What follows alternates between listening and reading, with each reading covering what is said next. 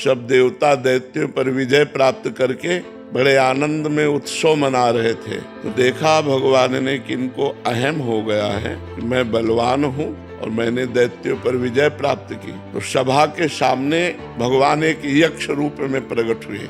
तो देवराज इंद्र ने देखा, बोले कोई भी देवता इनका परिचय लाकर हमें बताओ ये कौन प्रकट हुआ है। तो सबसे पहले वायुदेव प्रकट हुए। विश्व में वायुदेव से बढ़कर कोई बलवान नहीं। तो वायु देवता गए और कहा, यक्ष तुम कौन हो? तो उनका हम तो अपना परिचय बाद में बताएंगे, पहले आप बताएं आप कौन है। बोले मैं पवन हूँ, वायु।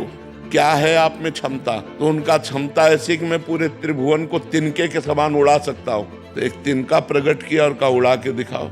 अब वायु देवता से तिनका उड़ाने की बात, वो तो ब्रह्मांड उड़ा दे, लेकिन तिनका नहीं उड़ा। कहा पूरी ताकत लगाओ। वायु देवता पूरी ताकत लगा के हार गए। तिनका ऐसे से ऐसे नहीं कर पाए। आए और बैठ गए। देवराज इंद्र ने कहा कौन है? बोले असमर्थ रहा उनका परिचय प्राप्त करने में। दूसरा देवता अग्निदेव प्रकट, उनके पास गए। उनका आप कौन है? अग्नि। बोले आपकी सामर्थ? बोले त्रिभुवन को उपले की तरह जलाकर भस्म कर सकता हूँ। तो उसी तिनके को कहा तुम भस्म करके दिखाओ। तिनके की तरफ देखा, कुछ नहीं हुआ। पूरा पावर लगा दिया, कुछ नहीं हुआ।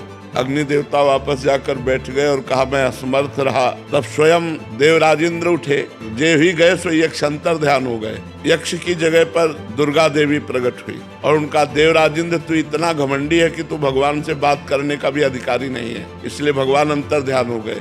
वो यक्ष रूप में भगवान थे। तो इतना समझ ले, तेरे वायु देवता में इतनी सामर्थ्य नहीं कि तिनका उड़ा सके, अग्नि देवता में इतनी सामर्थ्य नहीं कि तिनके को भस्म कर सके। सब भगवान की सामर्थ्य से युक्त हो। घमंड मत करो, भगवान ही तुम्हारे अंदर अपनी सामर्थ्य प्रकट करते हैं, तब तुम अपना कार्य कर सकते हो।